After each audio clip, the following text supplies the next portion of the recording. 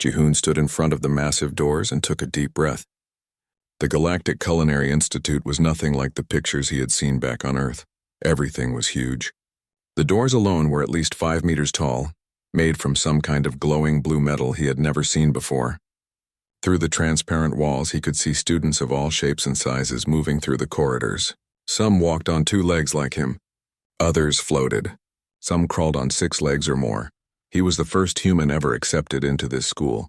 The letter had arrived 6 months ago, and his family had celebrated for days. His mother Sora had cried happy tears and immediately started packing his bags. Now, standing here on Station Nephra 7, millions of miles from Earth, Jihoon wondered if he had made the right choice. The doors opened automatically, and he stepped inside. The air smelled strange, like flowers mixed with something metallic. The floor felt soft under his feet, adjusting to his weight with each step. Alien students passed by him, some staring openly at the human, others ignoring him completely. He found his classroom after asking for directions 3 times. Room 47B, Nutritional Biology 301. The door was already open, and he could hear voices inside, speaking in the common galactic language that he had spent years learning. When he walked in, the room went quiet. Every eye turned to look at him. There were about 20 students in the class, and they were all very different from each other. One looked like a giant spider made of crystal. Another was covered in purple fur with 3 arms. A student in the back corner seemed to be made entirely of water, contained in a transparent suit. At the front of the room stood the instructor. Jihoon recognized the species from his study materials. A Draxian. The creature was over 2 meters tall, covered in dark green scales that reflected the light.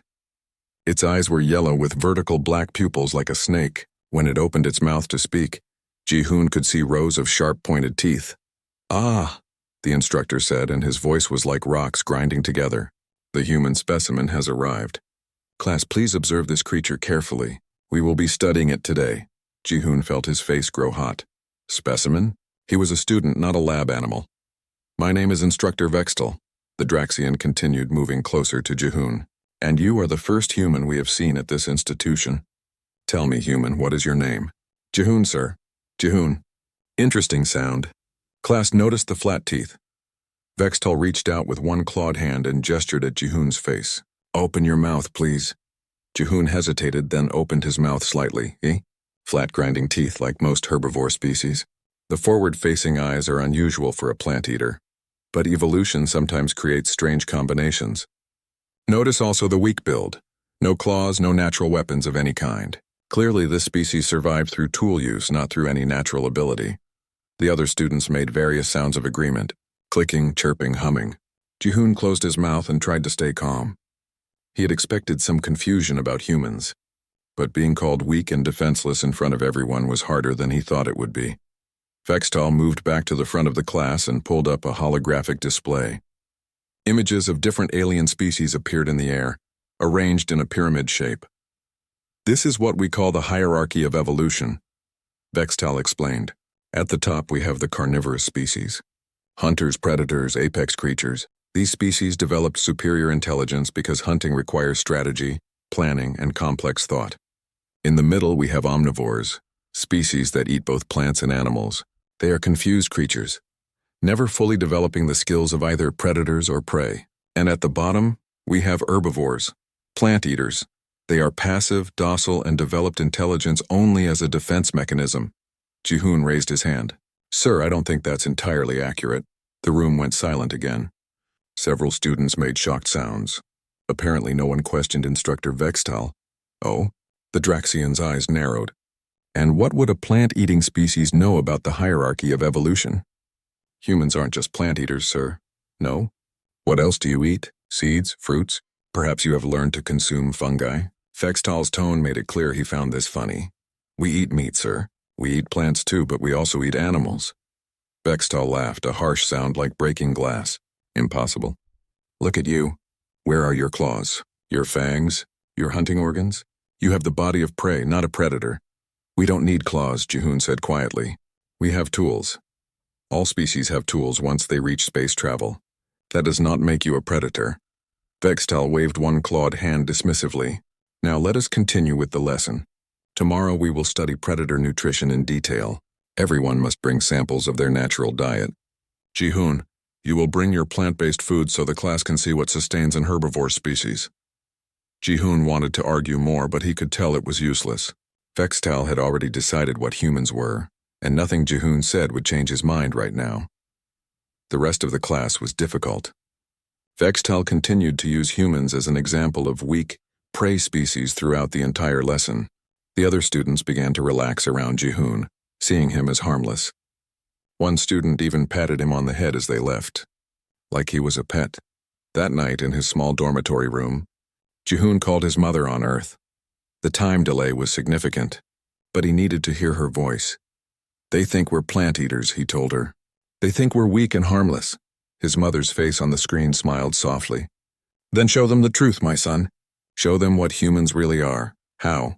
"The instructor asked you to bring your natural diet tomorrow, yes? Then bring Korean food. Real Korean food. Show them what we eat." Ji-hoon smiled for the first time that day. "You mean, yes, I am sending you a package now. It will arrive by morning. Show them that humans are not what they think." After the call ended, Ji-hoon lay in his bed and thought about tomorrow. The other students thought he was harmless. The instructor thought he was weak. They were about to learn something very important about humans. They were about to learn that appearances can be very, very deceiving. The package from Earth arrived early in the morning. Ji-hoon opened it carefully and smiled when he saw what his mother had sent. A traditional Korean lunchbox, the kind she used to pack for him when he was in school. But this one was special. She had packed it with all of his favorite foods, and she had made sure to include plenty of meat. He carried the lunchbox to class, keeping it sealed. Already he could smell the food inside, rich and savory. His stomach rumbled. He had not eaten breakfast, wanting to save his appetite for this moment.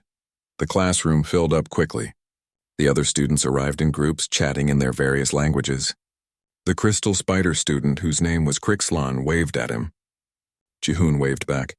At least some of the students were trying to be friendly.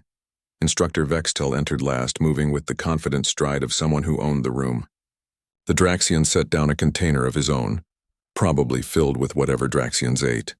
"Good morning, class. Today we will examine the natural diets of various species. We will start with the predator species, then move to omnivores, and finally to our herbivore example." Vextal's eyes fixed on Ji-hoon. "Let us begin. Ji-hoon, please bring your plant-based meal to the front." Ji-hoon stood up and walked to the front carrying his lunchbox. He set it down on the instructor's desk and started to open it. The smell hit the room immediately. Several students made sounds of surprise. Vextal's nostrils flared wide, his scales rippling. The purple-furred student in the second row actually fell out of their chair. "What is that smell?" Vextal demanded, backing away from the desk. "My lunch, sir. You asked us to bring samples of our natural diet." Ji-hoon opened the lunchbox completely, revealing the contents. Inside were several compartments, each filled with different foods. In the largest section sat thick slices of pork belly, glazed with gochujang sauce, the red color bright and appetizing. Next to it were meatballs, at least 10 of them, in a dark savory sauce. Another section held grilled mackerel, the fish's skin crispy and golden. The last section contained kimchi stew, and floating in the red broth were visible chunks of pork. The classroom was completely silent. Vextal stared at the lunchbox. His yellow eyes were wide and his mouth hung slightly open. That is animal tissue. Yes, sir. This is pork belly." Ji-hoon pointed to the first section. "This is beef meatballs. This is mackerel, a type of fish. And this is kimchi stew, which also has pork in it. Pretty standard Korean meal, but your teeth." Crixlon's voice was shaking. "What about my teeth?" Ji-hoon picked up the chopsticks that his mother had included. He picked up one of the meatballs and put it in his mouth, chewing slowly. The taste was perfect, just like home. He swallowed and smiled. "These teeth work fine for meat." A student in the back made a sound like a sob. "This is impossible," Vextal said, but his voice was not as confident as yesterday. "You said your species eats plants. We do eat plants. We also eat animals. We call ourselves omnivores, sir. We eat everything." Ji-hoon picked up another meatball. "Want to try one?" Vextal took a step back. "Let me explain," Ji-hoon said. He smiled, making sure to show his teeth clearly. "These flat teeth in the back? These are molars. We use them to grind plants. You are right about that. But these..." He pointed to his canine teeth, the slightly pointed ones near the front. These are for tearing meat, and these front teeth, the incisors, are for cutting. We have 3 different types of teeth because we eat 3 different types of food. He took another bite, this time the pork belly. The fat melted on his tongue. Humans have been eating meat for hundreds of thousands of years, maybe even millions. It is a very important part of our diet. But you have no claws, another student said. No hunting organs. How do you kill prey? Tools, Jihoon said simply. He pulled up his datapad and projected a holographic image. This is a spear. Humans made these over 400,000 years ago. We threw them at animals to kill them from a distance. More images appeared. Stone knives, bows and arrows, traps and nets. We did not need claws because we had weapons. We did not need to be fast because we were smart. We hunted animals much bigger than us, much stronger than us. We hunted woolly mammoths, creatures that weighed over 6 tons. We hunted them until they went extinct. Extinct? Whispered the water-based student. Gone. Disappeared. Killed all of them. Jihoon brought up more images. We did this with many species. Not because we needed to, but because we could. We are very good at hunting. Vextal was looking at the images with an expression Jihoon could not quite read. Fear? Respect? Maybe both. You said you domesticated wolves. Vextal asked quietly. Yes, sir. Wolves are predators on Earth, very dangerous. We took them and bred them over thousands of years until they became dogs. We made them help us hunt. We made predators work for us. Jihoon pulled up an image of a human hunter with a hunting dog, but that was not enough. We also domesticated the prey. The prey? Crixlon asked. Yes, we took wild animals and bred them to be fat and slow and easy to kill. Cows, pigs, chickens, sheep. We created entire farms full of animals that exist only so we can eat them. We raise billions of these animals every year. Billions. He let that number sink in for a moment. On Earth, there are 8 billion humans. Every single day, we eat millions of animals. We have factories that do nothing but kill and cut up animals for food. We have restaurants that serve only meat. We have entire festivals centered around eating meat. Jihoon picked up the last meatball and ate it. This is not unusual for us. This is normal. Every human eats like this unless they choose not to for personal reasons. But we can eat like this. We are built for it. He pulled up one more image. A human persistence hunting. We also did not just kill with tools from a distance. Sometimes we chased our prey. We ran after them for hours. Sometimes for days. We just kept running until the animal was too tired to run anymore, and then we killed it. For hours? Vextal's voice cracked slightly. Humans are the best endurance runners on Earth, better than horses, better than wolves, better than any prey animal. We can run for longer than almost anything else on our planet. That is how we hunted before we invented better weapons. We just never stopped chasing. The room was silent except for the soft hum of the station's life support systems. Jihoon closed his lunchbox, the food half eaten. So, sir, with respect, humans are not plant eaters. We are not prey. We are omnivores. We eat everything. And on Earth, we were apex predators for a very long time. Vextal sat down heavily in his chair. The confident instructor from yesterday looked shaken. He stared at Jihoon like he was seeing him for the first time. Class dismissed, Vextal said quietly. We will continue this discussion tomorrow. As the students filed out, many of them keeping their distance from Jihoon, Crixlon approached carefully. Are all humans like you? The crystal spider asked. Jihoon thought about his mother, his friends back home, the billions of people on Earth eating their meals just like he had eaten his. Yes, he said simply. All of us. The news spread through the Galactic Culinary Institute like fire through dry grass. By lunchtime, everyone knew about the human who brought meat to class. By dinner, the story had reached the other buildings on station. Nephra 7, students from other programs started coming to the dining hall just to see the humans eat, because Jihoon was not the only human at the institute. He had just been the first one in the nutritional biology program. There were 3 other humans scattered across different departments, and by the next morning, all of them had received messages asking them to come to Instructor Vextal's classroom. Jihoon arrived early and found Vextal already there, surrounded by datapads and holographic displays. The Draxian looked like he had not slept.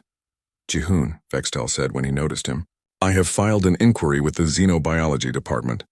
They are reviewing your claims about human dietary habits. They say your statements seem exaggerated. They are not exaggerated, sir. We will see. Bextal did not sound hostile anymore, just tired and confused. The other human students will present evidence today. The classroom filled up quickly. This time there were more than just the regular students. Other instructors had come to watch. Some administrators sat in the back. Even a few military personnel in their various uniforms were present. 3 other humans entered together. Jihoon recognized them from the dining hall. There was Minho, tall and quiet, from the Agricultural Sciences program. Yuna, confident and sharp-eyed, from Cultural Studies, and Hyun, friendly and energetic, from Logistics Management. Minho went to the front of the class without waiting for Vextal to call on him. He carried a large datapad and connected it to the classroom's projection system. Instructor Vextal, members of the faculty, fellow students, Minho began, his voice calm and clear. Yesterday, Jihoon showed you what humans eat. Today, I will show you our history. Our relationship with meat and hunting goes back to the very beginning of our species. The projection flared to life, showing an ancient landscape. Ice and snow, vast plains, huge animals with long tusks and thick fur. This is Earth during the Ice Age. About 40,000 years ago, these animals are called woolly mammoths. They stood 4 meters tall and weighed over 6 tons. They had thick skin, heavy bones, and protective fur. They were perfectly adapted to survive the cold. The image shifted to show small figures with spears. These are humans, Homo sapiens, our ancestors. See how small they are compared to the mammoth? See how weak they look? But these humans killed mammoths, not occasionally, regularly. They hunted mammoths for food, for fur, for bones to make tools. They hunted so many mammoths that some scientists believe humans were responsible for making them go extinct. Murmurs ran through the classroom. The military observers were taking notes. Minho continued, showing image after image. Humans hunting bison across the American plains. Humans fishing with nets in ancient rivers. Humans tracking deer through European forests. Humans did not just hunt in one place or one way. We hunted everywhere we went. When humans first left Africa and spread across the world, we brought our hunting skills with us. In every new land, we became the top predator. In Australia, we hunted the megafauna until most of them disappeared.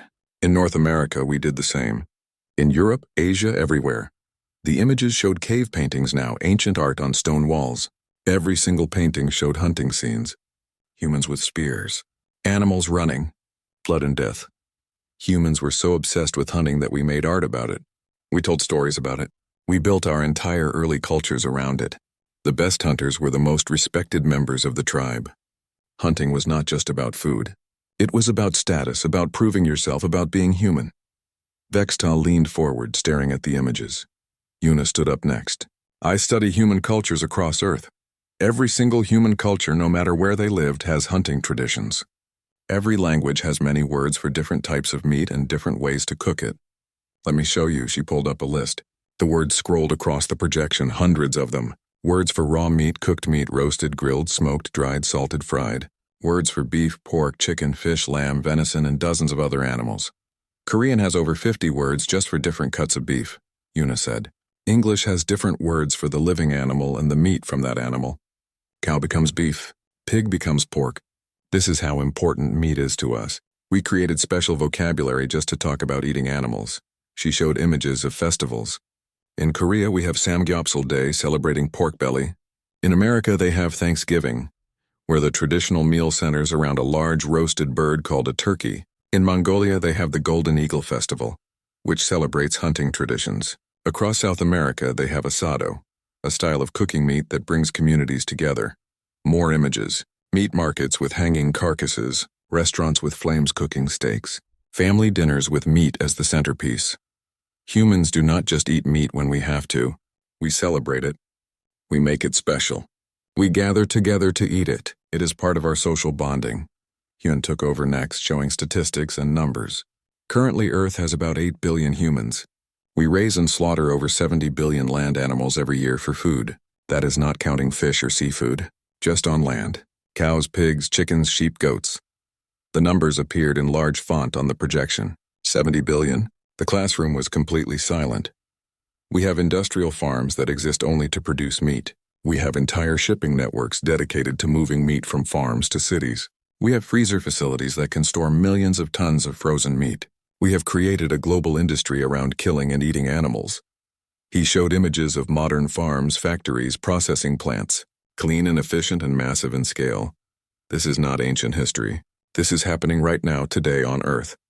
While I stand here talking to you, millions of animals are being processed for human consumption. Hyun paused, looking around the room. And we do not even need to do this anymore. We have plant-based proteins. We have artificial meat grown in laboratories. We have many options, but most humans still choose real meat because we like it, because it tastes good, because it is part of who we are. Minho came back to the front. Instructor Vextal asked if our statements were exaggerated. They are not. If anything, we have simplified the truth to make it easier to understand. Human relationship with hunting and eating meat is deeper and more complex than we can show in one presentation.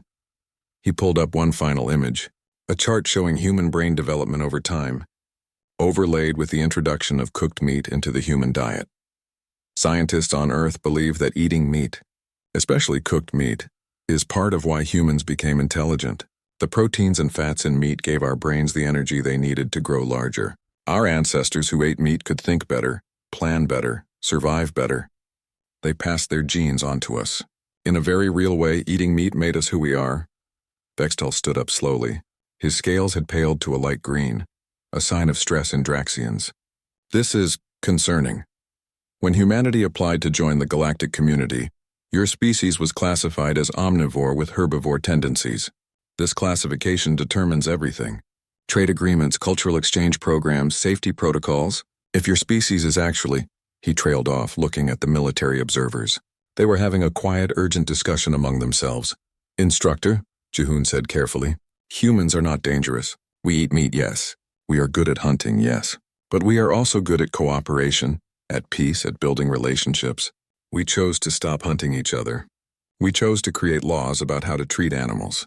We chose to reach out to other species in friendship. Being a predator does not make us evil. No, Vextal agreed. But it does make you something we did not expect. Something we need to understand better. An elderly administrator stood up from the back, a Xylonian with a crystalline body that refracted the light into rainbows. This session is concluded.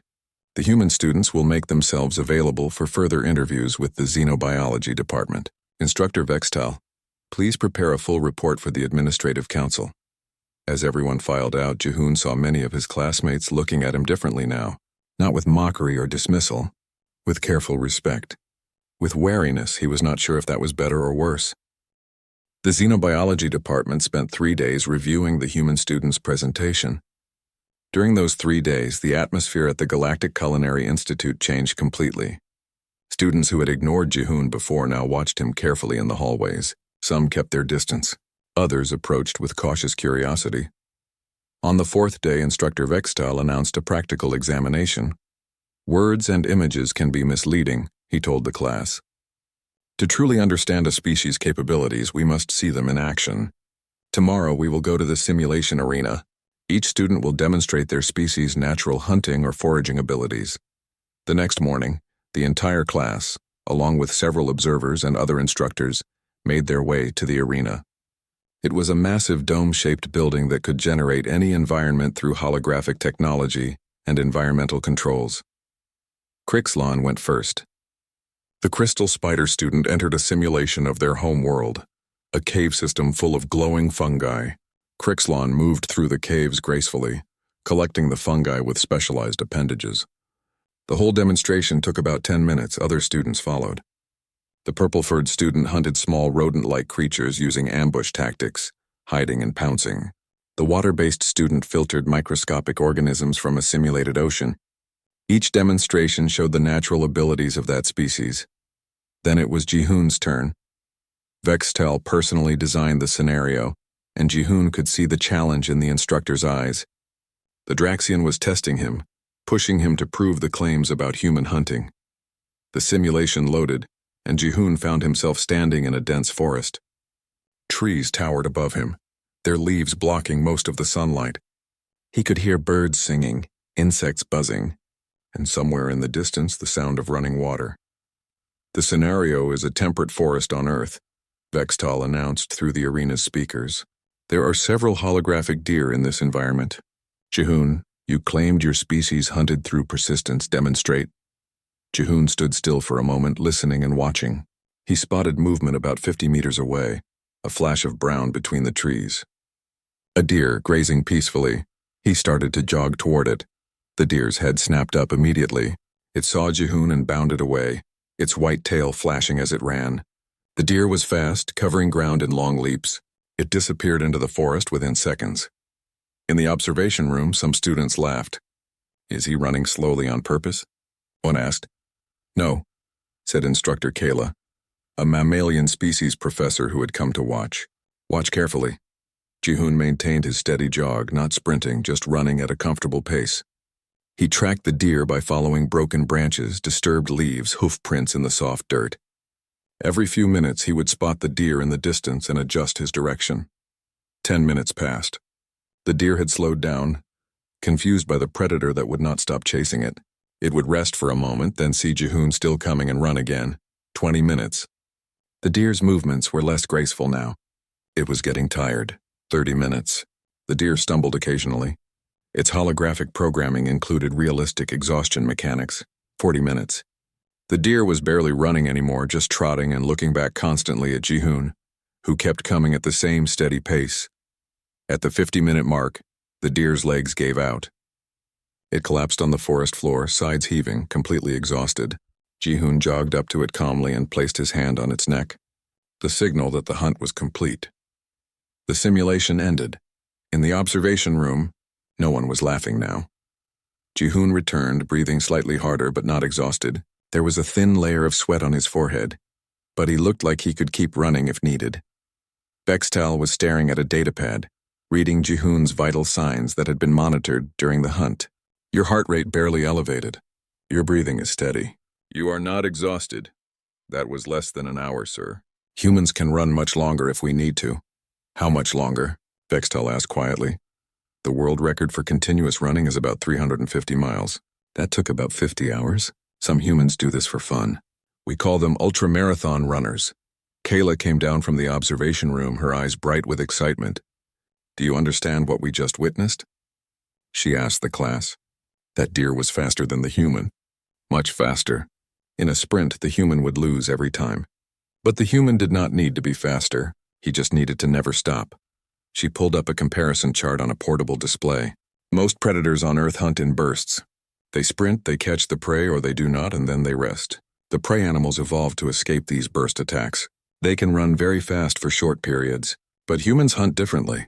They do not sprint. They just keep coming. The prey runs until it cannot run anymore, Minho added from where he sat with the other students. And then the human catches up. Our ancestors hunted by running animals to death. Literally. The animal would collapse from exhaustion and then we would kill it. How is this possible? Asked a student. What biological adaptation allows this? Yuna stood up. Many things.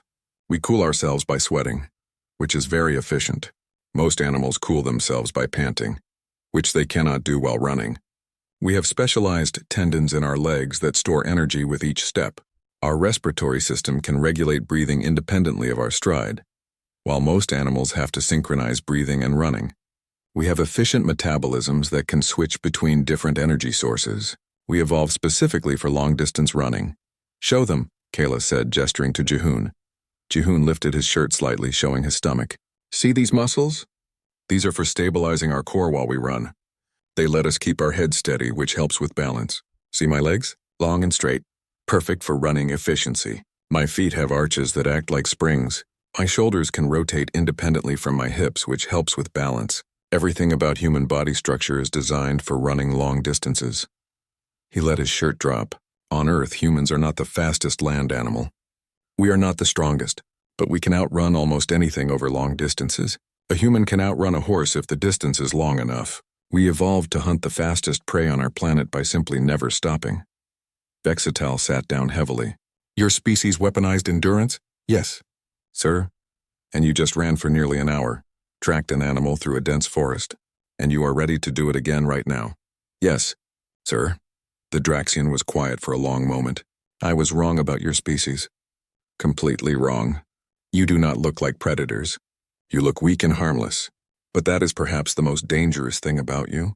Any species that sees you will underestimate you just as I did. We do not want to be dangerous, Jihoon said carefully. We just want to be understood. Oh, you will be understood now, Vextal said. He looked at the other instructors and the military observers. This changes everything. The galactic community needs to know the truth about humans, not the sanitized version from your first contact diplomats. The real truth, Crixlon approached Jihoon hesitantly. Can all humans do what you just did? Most can with some training. Some are better at it than others, but running long distances is something almost all humans can do. That is terrifying, Crixlon said honestly. Maybe, Jihoon agreed, but it is also part of what makes us human. We do not give up easily.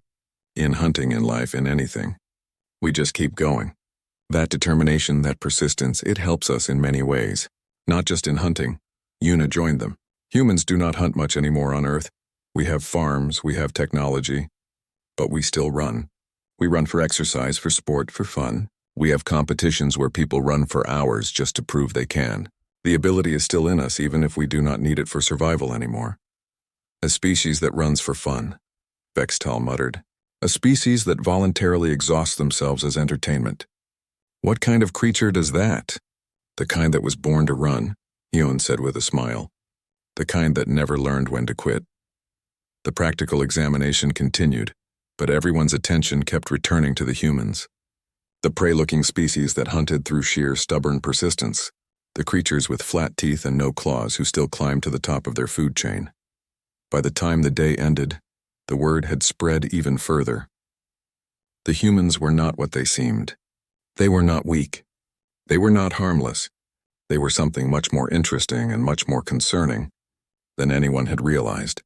And deep in the administrative offices of the station, reports were being written and sent to governments across the galaxy. Reports about humanity. Reports about what they could do. Reports that would change how the entire galactic community viewed the newest species to join them. 2 weeks after the practical examination, the administration of the Galactic Culinary Institute called an emergency assembly. Every instructor, every department head, and representatives from various species governments were invited. The meeting would take place in the main auditorium, the largest space on the entire station. Jihoon and the other human students received personal invitations. They were asked to prepare a comprehensive presentation about human dietary habits, hunting capabilities, and evolutionary history. This time it would not be just for one classroom. This would be official. The night before the assembly, the 4 humans met in Jihoon's dormitory room to prepare. Minho brought additional historical data. Youre organized cultural information. Hyun compiled statistics and numbers. Jihoon worked on the biological and anatomical information. Are you nervous? Youre asked as they worked late into the night. Terrified, Jihoon admitted. We are about to tell the entire galactic community that humanity was miscategorized. That we are not the peaceful plant-eaters they thought we were. We are peaceful, Hyun pointed out. We just also happen to be really good at hunting. I am not sure the galaxy is ready to hear that, Minho said quietly. But they had no choice. The truth was coming out whether they wanted it to or not. The auditorium was packed. Every seat was filled and more people stood along the walls. Jihoon could see military uniforms from at least a dozen different species. There were scientists with their various instruments. There were government officials in formal attire. And in the front row sat Instructor Vexital, looking both proud and worried. The elderly Xylonian administrator who had attended their previous presentation opened the assembly. His crystalline body refracted the lights into dancing colors across the ceiling. We are here today to reassess the classification of the human species. Recent information has come to light that suggests our initial understanding was incomplete. The human students have been asked to present comprehensive information about their species' true nature. He gestured to the stage. Humans, please begin. The 4 of them walked onto the stage together. Jihoon felt every eye in the room following them. He took a deep breath and started the presentation. Thank you for being here today. My name is Jihoon, and these are my fellow humans, Minho, Youre, and Hyun. We are here to clarify some misunderstandings about our species. Hyun pulled up the first set of images. Detailed anatomical diagrams of human bodies with sections highlighted and labeled. Let us start with anatomy. Humans have forward-facing eyes that provide stereoscopic vision. This is a feature of predators, not prey. We need depth perception to judge distances accurately when hunting. Prey animals typically have eyes on the sides of their heads for wider fields of vision to watch for predators. He zoomed in on the eyes. We also see in color. This evolved partly to distinguish ripe fruit from unripe, but also to track blood trails when hunting.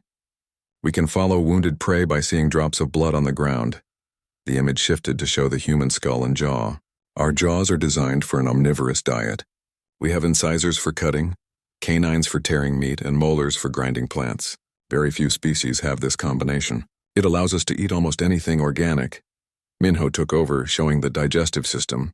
Our stomach acid has a pH level of about 1.5, which is extremely acidic. This is similar to scavengers and carnivores. It allows us to safely digest meat, even meat that has started to decay slightly. Herbivores typically have much less acidic stomachs. Our digestive tract is relatively short compared to pure herbivores, he continued. This is because meat is easier to digest than plant matter. We do not need the long, complex digestive systems that species like Crixlon species have. Youre presented the cultural evidence. Every human culture on Earth has hunting traditions. Every language has extensive vocabulary for meat and hunting. Our myths and legends are full of hunting stories. Our early religions often involved hunting rituals. She showed images of art from across human history. Cave paintings of hunts, ancient sculptures of hunters, modern paintings of wildlife. We have been obsessed with hunting for our entire existence as a species. Even now, when most humans never hunt, we still tell stories about it, make art about it, and teach our children about it. But we are not just mindless killers, Youre said firmly. We also developed ethics and morals about hunting. We created rules about when to hunt, what to hunt, how much to hunt.